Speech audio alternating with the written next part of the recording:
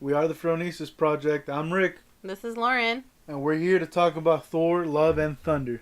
So we get to the headliner of the movie. Thor, what do you know? Is he asleep? No. I'm pretty sure he's dead.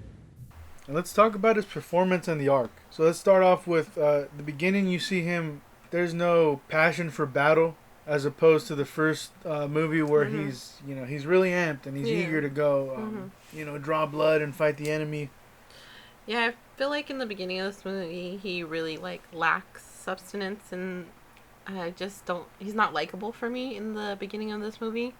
Right, he's aloof and shit. Yeah, it's just not it. I think we could have done without this whole beginning part.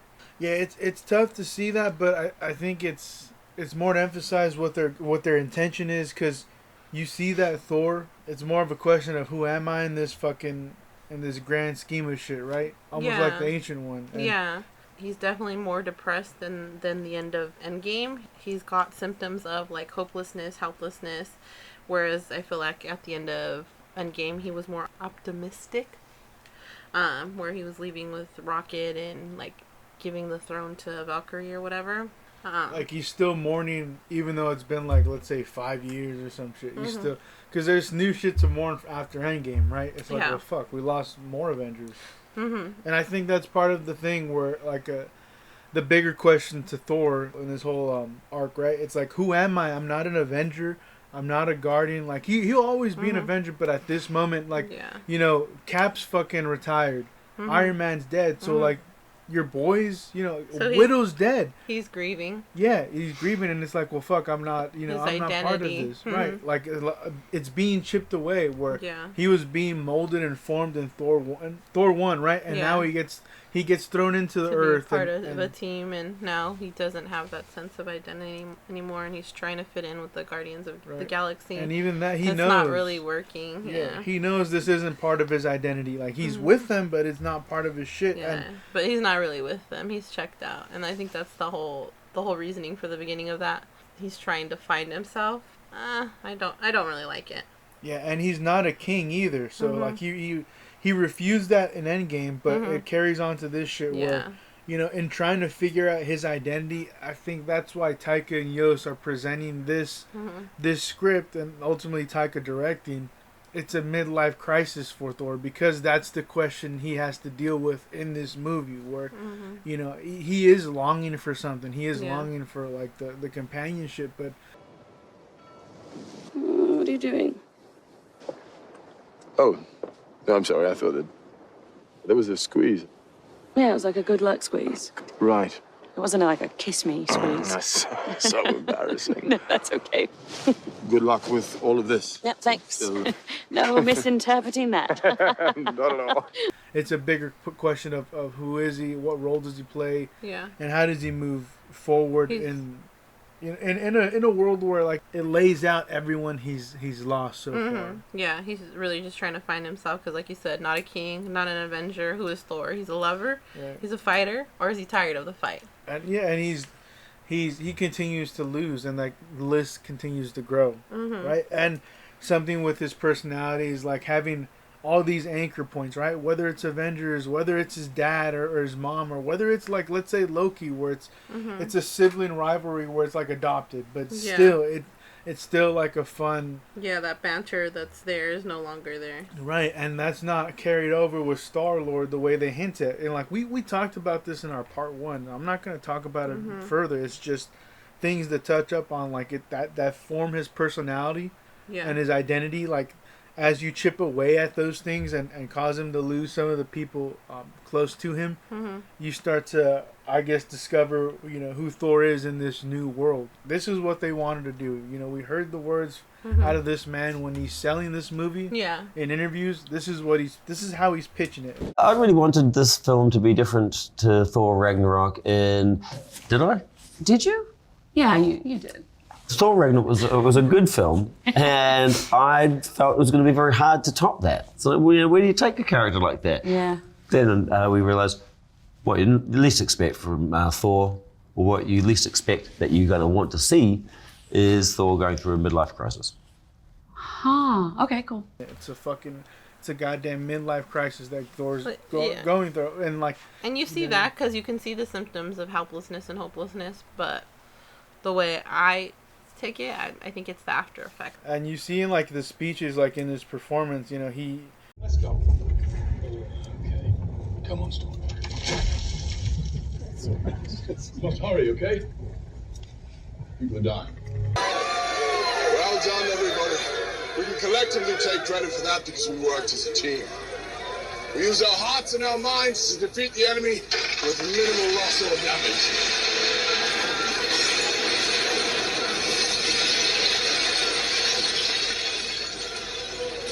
What a classic Thor adventure. Hurrah! Asgard! My friends, we must not quarrel. Times like this, we need to unite, come together. See what's happening here. We're afraid. Scared. Afraid. Anxious. If we are to find the children, we must first look within ourselves. I'm sorry, Meek, it's very hard to get a rousing speech with the noise. What are you doing? She's taking minutes. Well, precious minutes we don't have. You want the kids back? I'll be back in a minute. You write that down, Meek.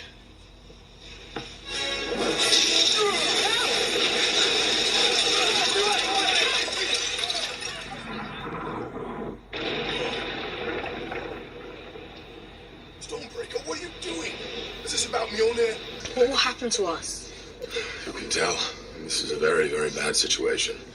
You know, the good news is you're Asgardians. So if you die, you'll end up in Valhalla. Oh my God, go away. He's out of touch, and he lacks the self-awareness to like reel it back and inspire and command the room as he did before. And it's more of him like just so withdrawn or so introverted over the years and disconnecting from people and having this kind like even with the Guardians he was disconnected. So he's definitely you could see the disconnect. Yeah, and I have these moments where you're watching the movie and you're thinking like, is he coping through humor? Didn't find him. Compare your cape's on fire. Fine, it'll grow back. We will return with children. Many children. And then we shall feast. Not on the children. Do not do that anymore. Those were dark times. Shameful times. Okay, we should go. Okay. You know, where like let's say when he lost the kids and he's like, oh, we don't need the kids anymore. You know, those were dark times. Fucking and stupid. Right. And it was just terribly awkward. Like I feel like it's a real regression from the leader that he once was. You can still see it like when he lands and everybody's like Thor, hurrah, kind of thing. You know what I mean? Like the people still believe in him. Yeah, and like the whole self-doubt and like self-esteem thing is real, and you can see that, and that's part of the depression is he's lost the will or the belief in himself. Yeah, the belief in himself to kind of achieve the goal or achieve the vision. Just seeing the change in like the way he communicates with the world, right? Like and his people, it's tough. Seeing that struggle is meant to paint the picture that he's going through this. He hasn't figured out how to be anything. He hasn't figured out how to be king. He hasn't figured out how to be a leader throughout the tragedy and the events of Endgame. Yeah, so I think... Or after, whatever the fuck. He's charismatic, and he's being silly, and there's... But it's like a mask. In battle, he's not incompetent. In battle, he is still in command. He's still Thor in that retrospect. He's still effective. Like his performance, it ranges, right? Like you have aloof Thor, and then you have like a side of him where like he's silly throughout the thing, you know. But his portrayal is good, and like what he does a lot with what he's given. Because the personality of Thor, it's a lot more nowadays. It's tongue in cheek, or you know, it's trying to bring the humor to the situation, as opposed to the first Thor when he's speaking. There's more of a royalty or nobility in the way he's addressing because shit or he's like, expressing I want to himself. be king. Like this is how I have to handle myself as a king, and that was the whole point of the first. It has to be like above like proper etiquette, right? Like you're like a noble fucking of kin, so you have to present yourself a certain way. And this, like, he's a lot more looser, and like I think that's why like it lends real. itself to being silly, and it lends itself to being so dang charismatic. You know, whereas the first one is like, all right. This is not like for Thor, Thor's for Thor, personality, right? You go, oh shit, it's the way he was written, right. It's more fun for that character, you know. So when we get to the Thor and Gore conflict, you know, Gore brings up this perspective of gods being vain and very self-serving. So Thor's reaction to this perspective, I think he's super against it. Right, and I think it alters his personality because he goes from the vain, glory-grabbing god in the beginning of the movie, right? In the first act, he's over there. He's about his outfit. He's about the entrance. He's about winning. Yep. He's about the look. He's about the feel of like he doesn't care how he wins. It's just I won. Like how the people were like that was our sacred temple, and he's like, let's not talk about that. We won. That's like the most important. So like fuck your feelings, basically. So basically, those gods that Gore is talking about, he was. Yeah, he wasn't as considerate for the people that he's saving. He's just more about like the saving and the fight. Seeing him go from that kind of god, the vain glory grabbing god, to the altruistic god at the end, I think is the response to Gore's perspective and becoming a leader again, yet empowering his people and breaking off that power, you know, and giving it to the children, you know, like let's say the future, and taking that power that he took from Zeus, right? Zeus, a person that, like, let's say, comes from this rich background, and he's the Robin Hood in the sense of taking that power and redistributing it to the fucking nobility, people, yeah, right? Stealing from the rich and giving to the poor.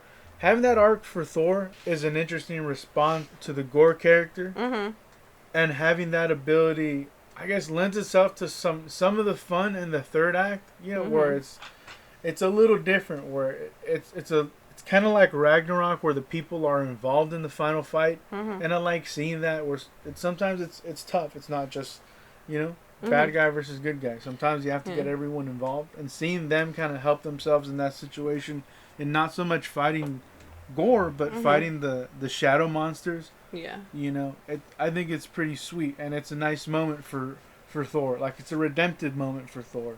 Yeah, definitely. I feel that, what is it, Omnipotent City, and then being proven wrong by his idol. Like, he might be all knowing and all powerful, but he's not like benevolent in that way, where he's choosing to use those powers for good. And like you said, like the whole Robin Hood vibe, where he's gonna take what he needs to help, you know, the kids, and get what he needs to get to defeat the God Butcher, you know. So in being that kind of god, he also has to realize the sacrifice that he has to make too, and he has to let Jane go. And then he has to fulfill a promise he made to Gore, which let's like say the other promise that Gore's God made to his people, you know, kind of like, not that they'd always be there, but there's like, you know, there was this kind of, I guess, expected relationship or blessing that they had, and for Gore to go from relying to God that a God was indifferent to him and ignored the whole people, to going to the end and relying to Thor, relying on a God, right, to take care of his kin. And I think that also I guess elevates the character and pushes him forward from the regression we were talking about earlier. Speaks on what, you know, this character holds next. Right, and it just sucks that you had to take 2 steps back to go 1 step forward, where you couldn't just take this, you know, and run with it, right? And the things that, I guess, make the story questionable, right, is like the hammer reformed and the eternity wishing well. Yeah. You know, and the hammer, and both of those being in there, you know, with the MCU, does it distort, I guess, diminish those moments that we see with Cap and the hammer, or, you know, Dead Avengers? Could you bring them back with eternity, or would Thor be able to fight off Thanos with the hammer? Yeah. You know, and maybe prevent the snap. Yeah. There's a lot of questions about that, you know, what happens with it, and does it stay reformed after Jane picks it up? So, like, we see it together where she takes it, but we also see it in battle where it, like, comes apart and stuff. But we also see it in the end with Love, or the little eternity, whatever you want to call her. In the basket, it's formed. So is it after Jane picks it up, it just stays formed, and like the new like use of it is that a new power of Mjolnir is that it can break apart. So it's not like whoever holds this hammer is if he be worthy, shall possess the power of Thor, but like it's already, formed, so it doesn't matter if a Thor holds it. It's just it got back together because a Thor picked it up. You know what I mean? And the relationship that Thor has with his weapons, I mean, like it's something that they started with Ragnarok. The way he almost like childlike, like he loves he loves it like a child kind of thing. You have Stormbreaker here acting like a jealous girlfriend in a movie about love, right? Love and the thunder, but you see that dynamic. It's a little different, obviously in Endgame and Infinity War you didn't have that whole fucking thing with Stormbreaker, and it's interesting that Taika's like putting this in as this new like relationship that he has with his weapon. And he kind of hands it off to the Eternity Gore daughter or whatever the fuck that love child is, right? Yeah. And he's no longer wielding Stormbreaker. It looks like he's going back to Mjolnir. Mjolnir, yeah, which is weird because it's like, well, I get that he thinks that Mjolnir is, is no longer useful. That's why he has to, create Stormbreaker. But isn't Stormbreaker the more powerful, weapon in his thing? So it's like summons the Bifrost. I don't know if the hammer can do that. No, it doesn't. I think he just would call upon you're just Alba. What's the character? Heimdall. Heimdall, I can't remember his name. Right. Because you get Little Axel in this. Yeah. Like Little Axel, he floats. He appears as a floating head, and he's like so weird. Like he's almost like a middleman for Thor and the kids, right? And he has the powers and stuff. And the scene is horrible with the CGI floating head. It was just stupid. They should have just taken him into the cage, but whatever. Yeah. Then that's Little Axel, this little Heimdall, and like we talked about the weapon usage and going into Thor's fatherhood, because he's adopting this daughter and he's a father whether he likes it or not. Maybe he doesn't. Maybe that's why the writers didn't put him as a king of Asgard, because of the hero daughter duo that they wanted to do, and it's like he's a cosmic hero now. Yeah. Like he's off fighting for the little guy as a god should. Yeah, that's why he went with the Guardians, because he wanted to see more, wanted to know more, because before it was just Asgard, then it was Midgard, which was Earth, and then back to Asgard, and then he was in Sakaar, and then back to Asgard, and then, you know what I mean? So it's been a lot of the same places, and yeah, he's battled in other places like in the first one, but we really don't see that. You know what I mean? Yeah, I think it's a weirder question of with him pursuing this fatherhood for Gore's daughter. Is what about his Asgard availability or Avenger availability? What's really in the works for Thor in the future? Will he need a babysitter if he has to get into some like Secret War shit? No, definitely not, because the love eternity holds the power of eternity, or partially parts of the powers of eternity. So why wouldn't they integrate her in that way, or not just not involve her? Either way, she's off dealing some other battles because she's powerful. Go away, demon, and then uses laser beams, to burn the pan. Yeah.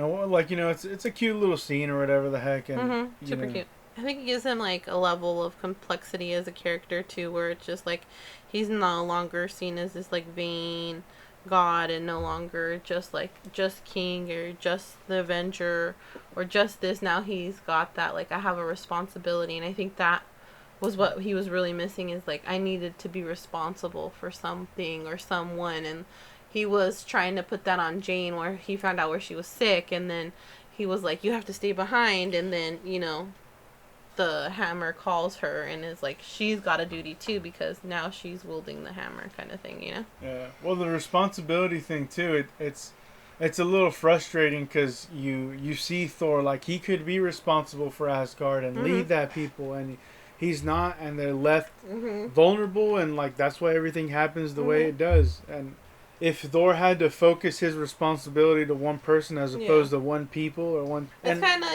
I get what you're saying, and where you're coming from with that idea is that he no longer wanted to be responsible for all of those people, and he wanted to go off and do his thing. And then, you're coming full circle where he wants to be responsible for something, and now it's no longer Asgard. He didn't have a choice. It's almost it's a deal he made with Gore, and he's like, all right, as part of being a god, I will take on this promise, and This mantle is like fatherhood. the mantle is father and the responsibility. And, Yeah. so like I think that's what is so conflicting about the movie, is that there's things that work with Thor, where like his costume, right? Like it's still good. Sometimes it's a little like they're a little funky, but those multiple costumes are meant to indicate the midlife crisis, the question of identity, the representation of what he's going through. Yeah. So his performance is great and the costumes are great, and I think that's what works. I think what doesn't work is like the arcs, like because it can be poked like this, and it can be questioned, and like the writing, is questionable. Yeah. What doesn't work for me is the Captain Marvel colors on his on his costume and his outfit change. I'm like, why is it so like bright and gaudy?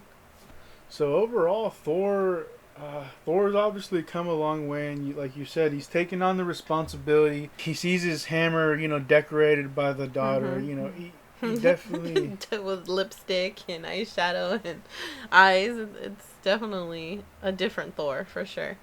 And taking on the responsibility of being a god more so than being a king. Maybe it's more true to Thor's character as a warrior, and I guess with the battle first mentality, to be out there in the cosmos, not only fighting the villains and the threats, but also standing up for the people, as opposed to like, I'm gonna be planted in Asgard or New Asgard, and I'm just gonna keep a watchful eye on my planet or on my territory. For this Thor to be worthy is to be fighting for like a cause and not just like a one thing, whereas like Asgard is like, he's dedicated to one place. Stationary is where he's been traveling the universe, going to get the axe done and everything. So I think he needs different things to be fulfilled as a god, as a fighter, whatever. Yeah, so I think that's where they probably take him.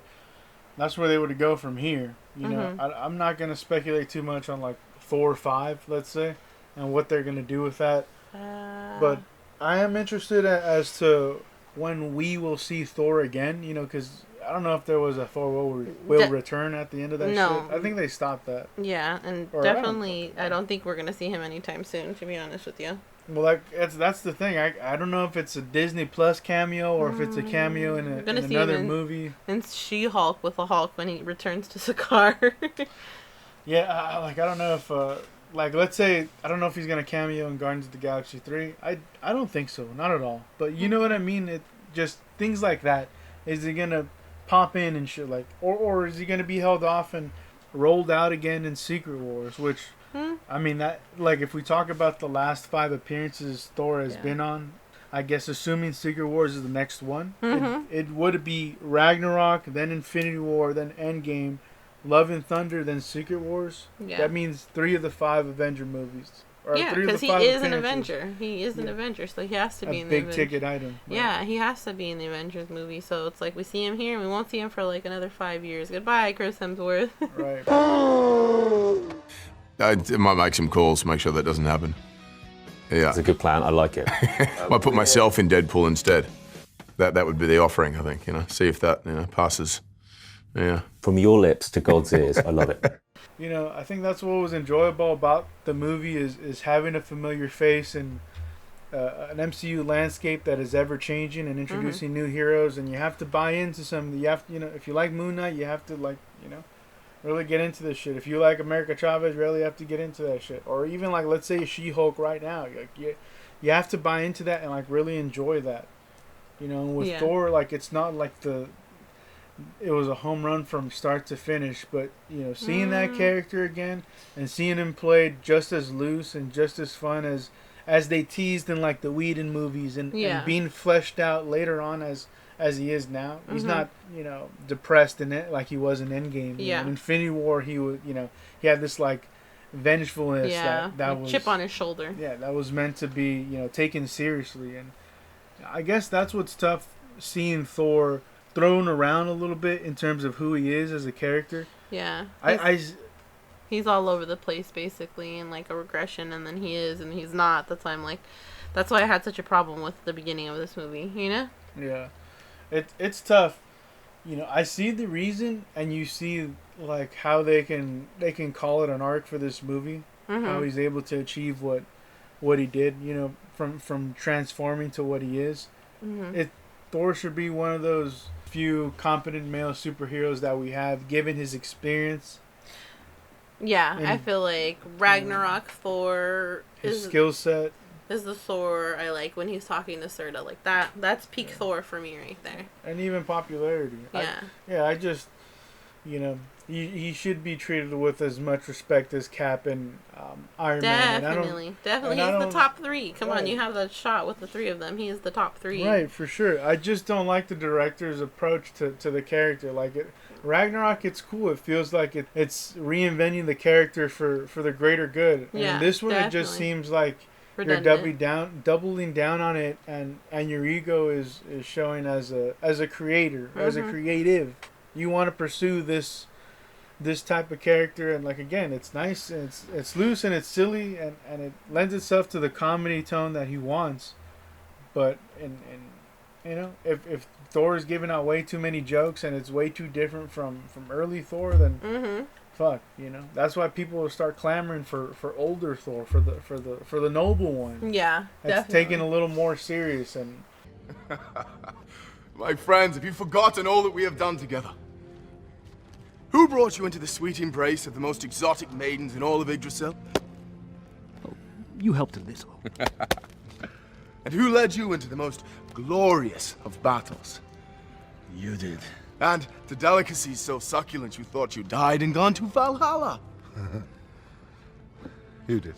Yes. And who proved wrong all who scoffed at the idea that a young maiden could be one of the fiercest warriors this realm has ever known? I did. True, but I supported you. Isn't trying to make you laugh as much and have a silly comment. I agree. I totally agree. Yeah, so, Thor. That's it for Thor. Thor Odinson.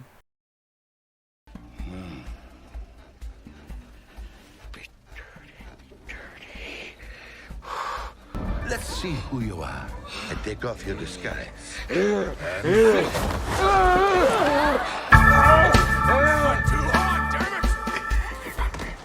What's wrong with you? Should we help him? Eventually, right?